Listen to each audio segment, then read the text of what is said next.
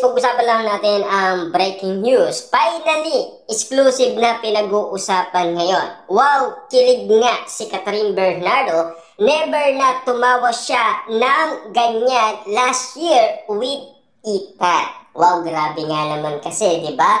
Dahil pinag-uusapan nga naman kasi si Catherine Bernardo. Dahil spotted nga naman kasi na tila nakikita nga naman kasi ang kilig sa mga mata ni Catherine Bernardo ngayon. Na tila pakiramdam niya kasi na meron pa rin siyang pag-ibig kay Daniel Padilla. Subalit hindi pa rin nagpaparamdam itong si Daniel Padilla kung katotohanan nga ba na mamahalin pa siya ni Daniel Padilla. Dahil ang pagkakaalam ng karamihan, naka-move on na daw si Daniel Padilla.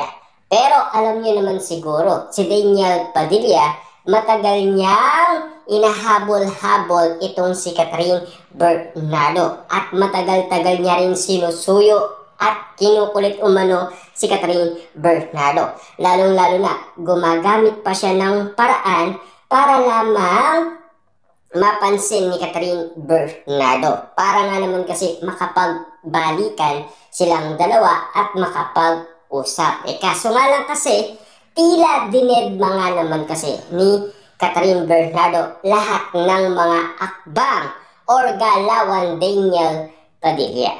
Subalit ngayon, pinag-uusapan na tila may nalaman ang iba't ibang tao na talagang pinaubaya na daw ni Daniel Padilla si Catherine Bernardo kay Mayor Mark Alcala. Lalong-lalo na, hindi daw tamang tao si Catherine Bernardo para kay Daniel Padilla. Kung bakit nga naman kasi tila binabatikos ngayon si Catherine Bernardo. Lalong-lalo na, pilit iniintriga kasi si Catherine Bernardo kay Mayor Mark Alcala. Kahit na wala pa silang resibo at ebidensya. Pero kapansin-pansin kasi ng karamihan na tila may nalalaman umano ang maraming tao dahil sa mga hakbang ng ABS-CBN patungkol umano kina Daniel Padilla at Catherine Bernardo. Lalong-lalo na kasi yung sinasabi ng ABS-CBN na magkakaroon ng collaboration project ang Katniel. Tandaan ninyo kasi, si Catherine Bernardo ayaw niya nang makasama si Daniel Padilla noong siya ay nag-renew ng kontrata. Pero noong sila ay nagkaayos, nagkabati, medyo maraming pagbabagong nangyari. Lalong-lalo na kasi, tanggap na ngayon ni Catherine Bernardo lahat ng kanyang pagkakamali. Kung bakit nga naman kasi hindi siya pumayag noong sinusuyo siya ni Daniel Padilla. Na alam niyo naman siguro, di ba? Naghihintay lang kasi si Catherine Bernardo ng akbang. Kaso nga lang, bakit niya dinedma? Na ngayon, gumanti daw si Daniel Padilla. Dinedma niya rin si Catherine Bernardo. Pero alam niyo naman siguro, no? Ganito kasi ang sinasabi ng karamihan.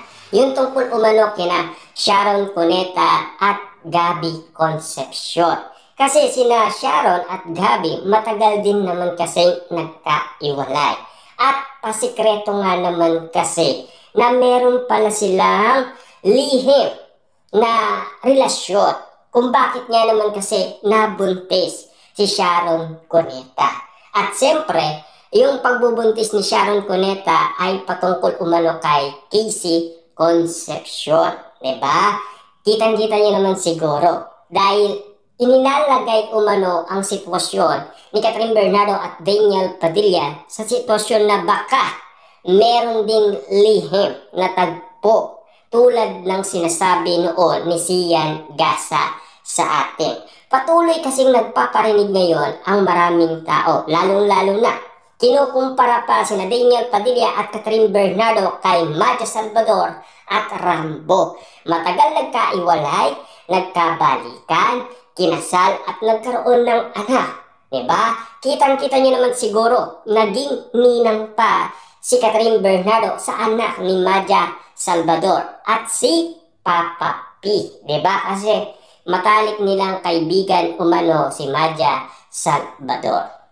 Kaya tila meron pa rin pakiramdam umano ang karamihan. Kung bakit nga naman kasi pilit inuugnay sina Daniel Padilla at Catherine Bernardo sa mga artistang merong karanasan na sitwasyon na katulad ni Daniel Padilla at Catherine Bernardo. Kitang-kita niyo naman siguro, di ba?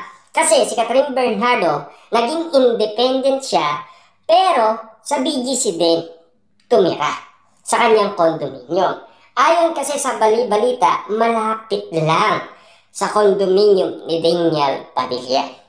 Ibig sabihin lang nito, kung talagang meron siyang pagtingin kay Daniel Padilla at kung may pagtingin pa rin si Daniel Padilla, tila nagkakaunawaan ang dalawa. Ibig sabihin, may lihim talaga na tagpo ang dalawa. Kaya nga naman kasi sinasabi nila na baka ganon din ang mangyari kina Daniel Padilla at Catherine Bernardo tulad ng nangyari umano kina Sharon Cuneta at Gabby Concepcion.